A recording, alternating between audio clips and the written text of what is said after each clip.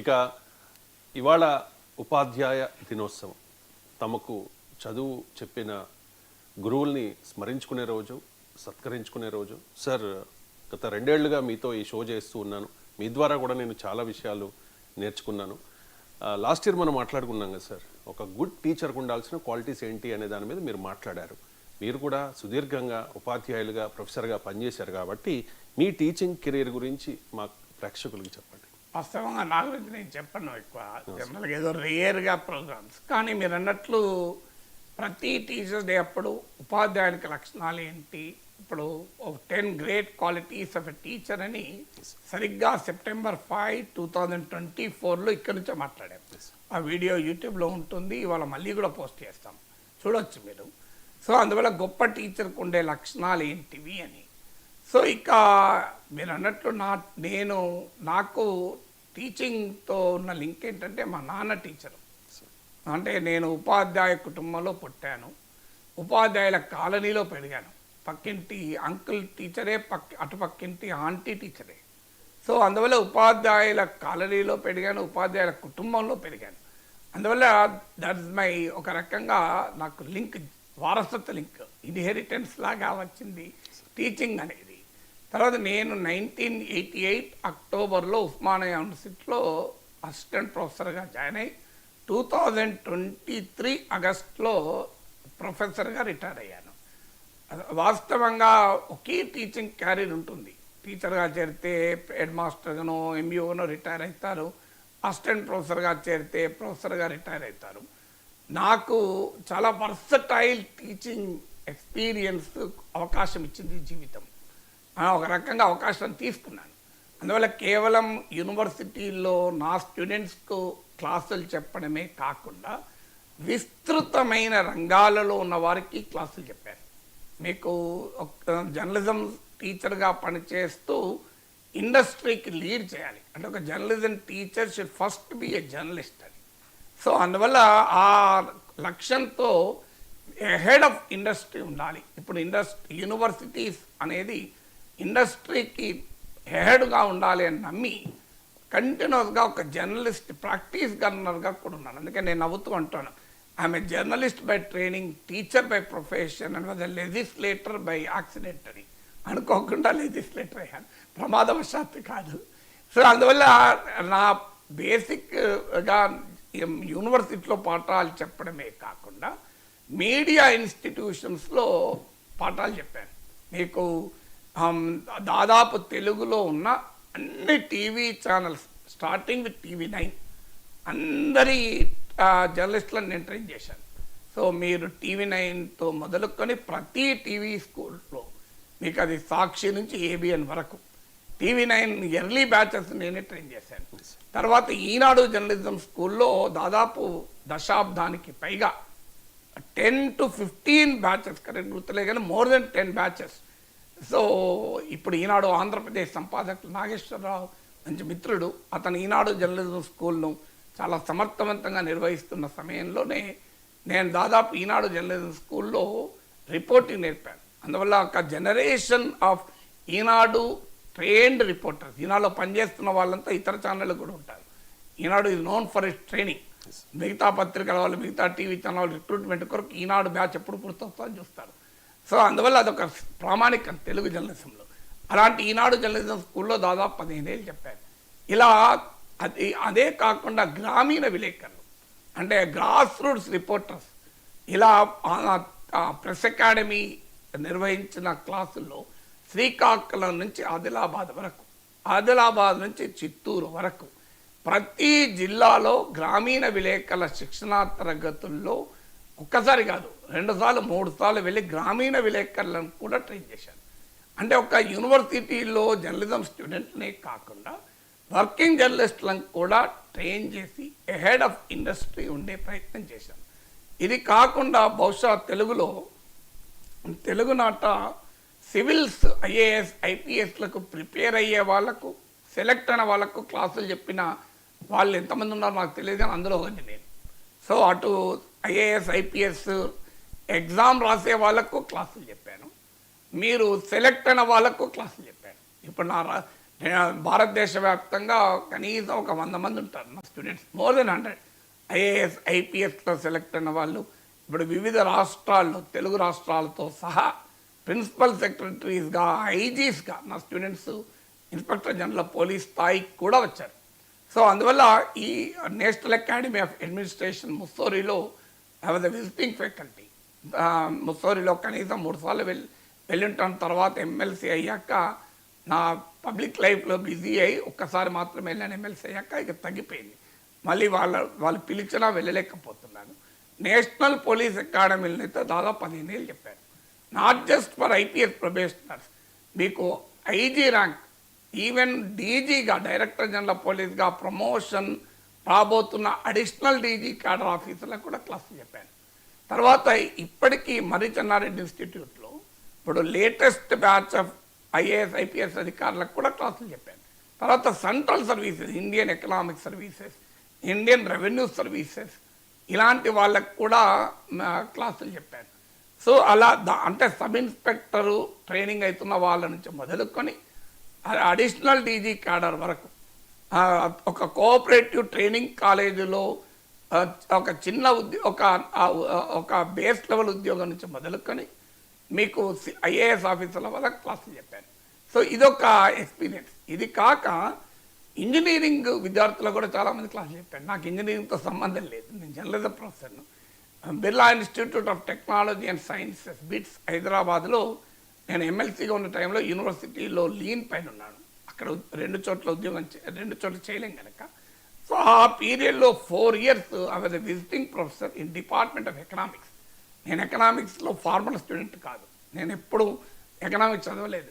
అంటే ఫార్మల్గా intermediate with mathematics, physics, chemistry, BSc with mathematics, physics, electronics, జర్నలిజంలో post graduation, political సైన్స్లో doctorate.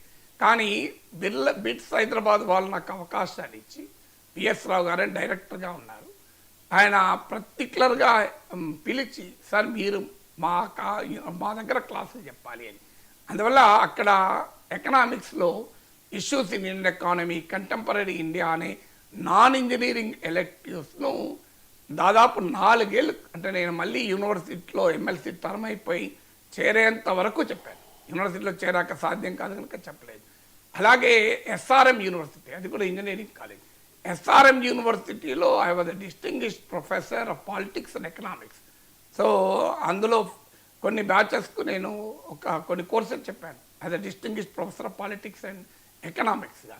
అంటే ఇలా ఇంజనీరింగ్ స్టూడెంట్. ఇది కాక దాదాపు ఒక 50కి పైగా ఇంజనీరింగ్ కాలేజీలో వెళ్ళి క్లాసులు చెప్పుంటాను. లేటెస్ట్గా అనురాగ్ యూనివర్సిటీలో కూడా వెళ్ళి క్లాస్ చెప్పాను.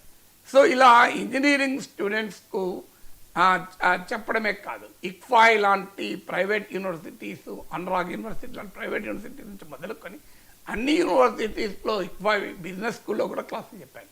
ఈవెన్ ఇన్స్టిట్యూట్ ఆఫ్ పబ్లిక్ ఎంటర్ప్రైజెస్లో ఎంబీఏ విద్యార్థులకు క్లాసులు చెప్పాను. Business management, NALSAR university national law school, అది నల్సరీ యూనివర్సిటీలో media laws, law of defamation, law of sedition, ఇలాంటి నల్సరీ యూనివర్సిటీలో కూడా క్లాసులు చెప్పాను.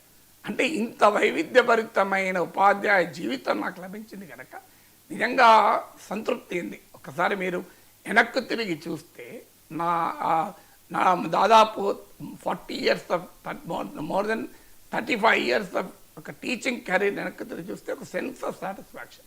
చాలా అతి కొద్ది మందికి మాత్రమే ఇంత వైవిధ్యభరితమైన క్లాసులు చెప్పే అవకాశం ఉంది. మీకు ఇంకో ఇంట్రెస్టింగ్ చెప్తాను. NIRD and Andhra Pradesh academy of rural డెవలప్మెంట్లో పంచాయత్ సర్పంచ్ల నుంచి మొదలుకొని రూరల్ డెవలప్మెంట్ అధికారుల వరకు గ్రామీణ అభివృద్ధిలో కూడా క్లాసులు చెప్పాను. అంటే గ్రాస్ రూట్స్ పబ్లిక్ రిప్రజెంటేటివ్స్ కూడా క్లాసులు చెప్పాను. తర్వాత పొలిటికల్ పార్టీస్ పిలిచినా వెళ్ళి క్లాసులు చెప్పాను. మీకు గుర్తుండే ఉంటుంది, కాంగ్రెస్ పార్టీ తెలంగాణలో అధికారంలోకి వచ్చాక ఎల్లా హోటల్లో కాంగ్రెస్ పార్టీ ఎమ్మెల్యేలను ఉన్నారు. ఆ టైంలో 1 day గ్యాప్ వచ్చింది. ఢిల్లీకి వెళ్ళి అధిష్టానంతో చర్చించి సీఎం ఫైనలైజ్ చేయడానికి. అప్పుడు ఏఐసిసి వాళ్ళు ఆదేశాలు ఇచ్చారు, ఈ 1 day మీరు ఖాళీగా కూర్చోబెట్టకండి ఎమ్మెల్యేలను, వాళ్లకు లెజిస్లేటివ్ ప్రొసీజర్స్ పైన ట్రైనింగ్ పెట్టండి అని. లెజిస్లేటివ్ ప్రొసీజర్స్, ఎందుకంటే అందులో చాలామంది కొత్త ఎమ్మెల్యేలు ఉన్నారు, సీనియర్ ఎమ్మెల్యేలకైనా అవసరమే కదా అంటే నేను వెళ్ళి 1 గంటన్నర పాటు కౌల్ అండ్ షెక్దర్ ఇలాంటి పెద్ద పెద్ద పుస్తకాలలో ఉన్న మీకు పార్లమెంటరీ లెజిస్లేటివ్ ప్రొసీజర్స్ ఏంటి, ప్రాక్టీసెస్ ఏంటి, ఒక లెజిస్లేటర్గా ఎలా మనం సక్సెస్ఫుల్గా ఉండాలి అనేది కాంగ్రెస్ ఎమ్మెల్యేలకు, ఇప్పుడు సిట్టింగ్ ఎమ్మెల్యేలకు క్లాసులు చెప్పాను. సో దీంతో పాటు కాంగ్రెస్ అనుకోవచ్చు, తెలుగుదేశం పార్టీ ఎమ్మెల్యేలకు క్లాసులు చెప్పాను. చంద్రబాబు నాయుడు ఆహ్వానం మేరకు ఆ ఉమ్మడి ఆంధ్రప్రదేశ్లో ప్రతిపక్షంలో ఉన్న సమయంలో 70-70కి పైగా ఎమ్మెల్యేలకు క్లాస్ చెప్పమంటే వెళ్ళి క్లాస్ చెప్పాను. దానికి చంద్రబాబు నాయుడు అధ్యక్షత వహించాడు, నన్ను ఇంట్రడ్యూస్ చేశాడు. తర్వాత కంక్లూడింగ్ గొప్పతనం ఏంటంటే చంద్రబాబు నాయుడుది 2 గంటలు నేను మాట్లాడితే మొత్తం ఉండి పాయింట్స్ రాసుకొని నోట్స్ రాసుకొని నేను మాట్లాడిన దాన్ని ఉదాహరిస్తూ మళ్ళీ మాట్లాడారు. నిజంగా నాకు ఆశ్చర్యం వేసింది, ఆనందం వేసింది కూడా. జనరల్గా ఎమ్మెల్యేలకు క్లాస్ చెప్పని చంద్రబాబు నాయుడు పిలిచి ఆయన ఎవరికో అప్పచెప్తాడు అనుకున్నా. ఆయనే ఉండే, అప్పటికే ఆయన 9 ఏళ్ళు ఆయన ముఖ్యమంత్రి ఉమ్మడి రాష్ట్రంలో, 9 ఇయర్స్ చీఫ్ మినిస్టర్గా ఉన్న నాయకుడికి నేను చెప్పగలిగేది ఏముంటుంది. కానీ బట్ ఈ was humble enough.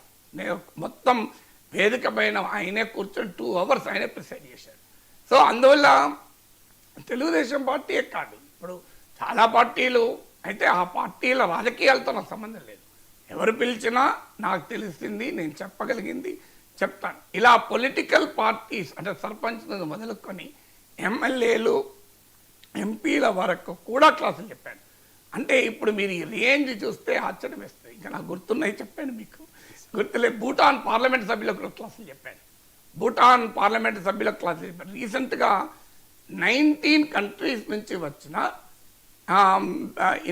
ప్రొఫెషనల్స్కు, information officers, ఇతర అధికారులకు క్లాసులు చెప్పాను. 19 కంట్రీస్, ఇథియోపియా నుంచి మొదలుకొని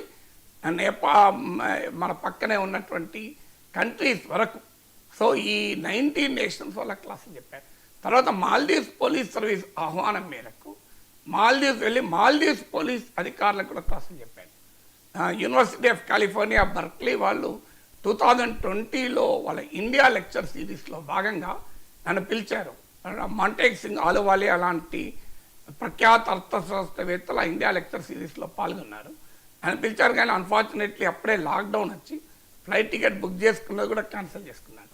1989లోనే Moscow state university and Patrice Lumumba peoples friendship university అని మాస్కోలో ఉంటాయి, అక్కడ వెళ్ళి కూడా స్టూడెంట్స్ అటెండ్ చేశాను. అంటే ఈ దీంతో పాటు స్టూడెంట్స్కే కాదు, టీచర్స్ కూడా క్లాసులు చెప్పాను. మీకు నేషనల్ ఇన్స్టిట్యూట్ స్టాఫ్ కాలేజెస్ ఉంటాయి, అంటే అక్కడ అసిస్టెంట్ ప్రొఫెసర్లు, అసోసియేట్ ప్రొఫెసర్లకు ట్రైనింగ్ క్లాసులు ఉంటాయి. అంటే టీచర్లకు, స్టూడెంట్స్కే కాదు టీచర్లకు కూడా క్లాసులు చెప్పాను. అంటే స్టూడెంట్స్కు, టీచర్స్కు, అడ్మినిస్ట్రేటర్స్కు, పొలిటీషియన్స్కు, పబ్లిక్ రిప్రజెంటేటివ్స్కు, వివిధ రంగాలకు చెందిన వారికి, ఇంకా ఆఖరికి డైరెక్టర్ల అసోసియేషన్ పిలిచారు ఒకసారి నన్ను. సార్ మాకు సమాజాన్ని ఇతివృత్తాలుగా సినిమాలకు ఎలా ఉపయోగపడుతుంది అని క్లాస్ తీసుకోండి సార్ అంటే వెళ్ళి ఫిలిం ఛాంబర్లో డైరెక్టర్ల అసోసియేషన్ పిలిస్తే సమాజంలో జరిగే పరిణామాలు సినిమాలకు ఎలా ఇతివృత్తాలుగా ఉపయోగపడతాయి అని. సో ఆ క్లాసులు కూడా చెప్పాను.